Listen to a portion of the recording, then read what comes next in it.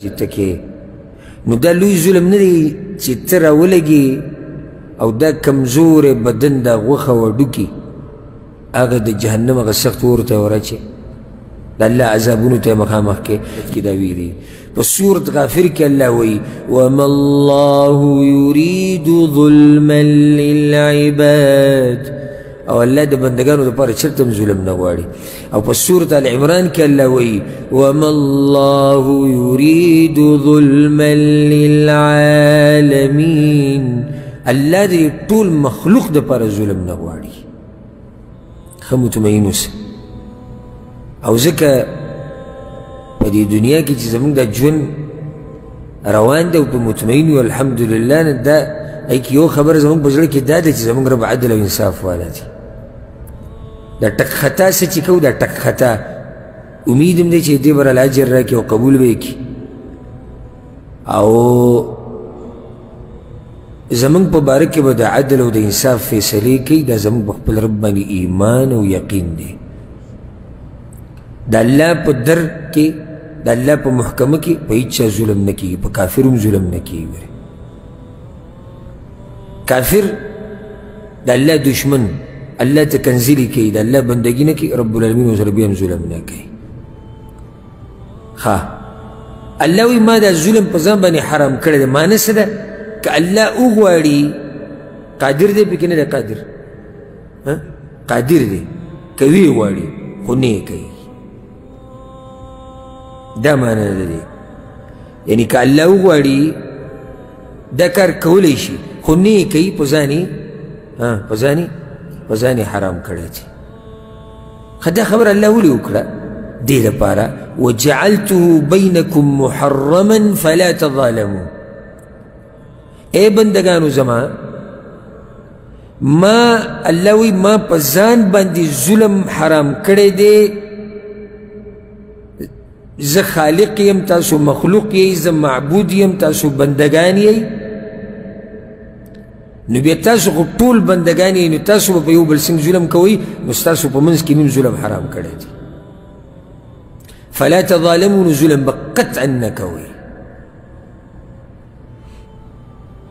ظلم دا په درې قسمه دا فایده یاده کړئ یو ظلم د ټولو نه لوی ظلم کم یو دی شرک لقمان حکیم خپل زوی ته ویلو ان الشرک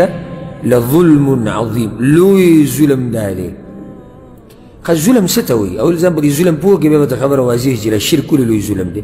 ظلم څه ته وایي یعنی یو شی راغسته داسې چاله یې ورکول چې هغه د هغې حقدار نه دی یا یو شی د چا نه اخیسته او هغه سړی د هغې حقدار دی دا ظلم دی نو کله چې یو سړی راولګي د الله حق یې راواغستو مخلوق له یې ورکو او هغه مخلوق یې د الله سره په خاصو صفاتو کې او کارونو کې شریک کو نو یو کار یې په نامناسب ځای کې وکړو نو ظلم یې وکړو که یې نه کړو ظلم یې وکړو اوس ته راوالې د مخلوق په منځ کې دا خبره ده اوس ته راولګېدې او زما تا ته 500 ریاله یا 500 روپۍ کېږي او تا هغه راوالي یو بل ملګري له یې ورکړي نو ټول خلک به راته وایي چې څه چل دې وکړو ظلم دې وکړو ولې دې ظلم وکړو دا حق د ده و تا هلته ورکړو دا مشرک راولګېدو د الله حق یې چا له ورکړو مخلوق له یې ورکړو نو ظلم یې وکړو نو لوی ظلم دا دی دویم قسم ظلم د انسان د خپل ځان سره کول په دې باقي ګناهونو باندې دم ظلم دی هر قسمه نافرمانی د ځان سره ظلم دی څنګه ظلم دی ما وضاحت کړی وم دا کمزوری جسم ورته راکاږي والعیاذ بالله نو ظلم نه کړي د ځان سره ظلم یې وکړو اوس ګوره ته په سخته ګرمۍ کې لګیا یې مزدوري کې نور ته ولاړ یې او په ترکولو باندې او سم جسم دې خراب شو نو چې څوک د باندې تېرېږي نو هغه به راته څه ووایي ظلم مه کوه ځان سره مه کاله کوئ ځان سره ظلم کوې ولې ځکه چې ستا دې بدن کې دومره طاقت نشته دې کار دا کم کار چې دریم قسم ظلم دی د یو انسان په بل چا باندې ظلم کول او دلته مقصد کم ظلم دی د حدیث کې دا دریم دی دلیل به سره دغه حدیث کې دا ټوټه وګورئ که چا ذهن بکار وکړو ستاسو په منځ کې کومه حرام کړه خو صحیح شو د دې نه بعد فلا تظالموا نو په یو بل باندې به ظلم نه کوئ دلته مراد دا دریم قسم ظلم دی نه دی جایز یو بندله چې یو بل چا باندې ظلم وکړي زه د خاورو نه او د منۍ د قطرې نه پیدا کمزوری انسان ته د خاورو نه او د منۍ د قطرې نه کمزوری پیدا انسان ته آخر په ما ولې ظلم کوې او زه ولې به تا ظلم کوم موږ ټول کمزوری مخلوق یو د الله ټول د الله بندګان یو ولې زه تا سره زیاتی کوم ولې زه ستا حق خورم ولې ستا د وینې بېعزتي کوم ولې ستا د کور بېعزتي کوم ولې ستا د مقام او شان بېعزتي کوم او ولې تا شرموم ولې تا وهم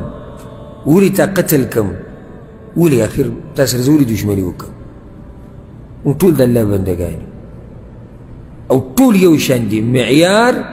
د غوروالي هغه تقوا ده دا نن سبا چې پښتنو کې کوم حالات روان دي او د نږدې ورځو کې د دوه درې قصې او د هغې نه مخکې هم ډېرې شوي داسې نوي خبر نه ده د پښتنو په معاشره کې کاغه د افغانستان پښتانه دي کاغه د پاکستان دي دا د پښتنو په معاشره کې نوي خبره نه ده زمونږ مقبرې اکثر هغه هم د دې دشمنو د لاسه ډکې پرتې دي نو زه دا ویل غواړم دغه خلکو ته چې هغه عرش والا په ځان باندې ظلم ناروا کړی دی چې هغه پې قادر دی زورور دی قهار دی جبار دی همیشه پاتې کیدونکی دی نه کمزوری کیدونکی دی خوب پې نه راځي خبره ته یېرېږي نه هغه په ځان ظلم حرام کړی دی او ته کمزوری انسان راولګي نو د کمزور انسانانو باندې به ظلم او زیاتۍ کوي